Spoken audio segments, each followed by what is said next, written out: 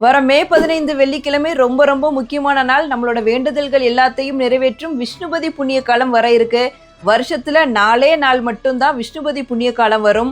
வைகாசி, ஆவணி, கார்த்திகை மற்றும் மாசி மாதத்தோட முதல் நாள்ல தான் விஷ்ணுபதி புண்ணிய காலம் வரும். இந்த நேரத்துல பெருமாளை வழிபடுவது பல ஏகாதசி விரதங்களை மேற்கொண்டதற்கு சமமான பலனை தரும் அப்படின்னு நம்பப்படுது.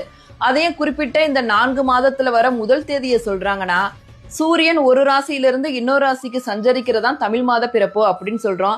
அது குறிப்பிட்ட ராசியில சஞ்சரிக்கிறப்பதான் இந்த விஷ்ணுபதி புண்ணிய காலம் வரும். அந்த ராசிகள் ரிஷபம், கும்பம், விருச்சிகம், சிம்மம் இந்த ராசிகளை கடக்கும் போதுதான் விஷ்ணுபதி புண்ணிய காலம் வரும். அதனாலதான் இந்த மாதங்களோட முதல் தேதியில விஷ்ணுபதி புண்ணிய காலத்தை கடைபிடிக்கிறாங்க.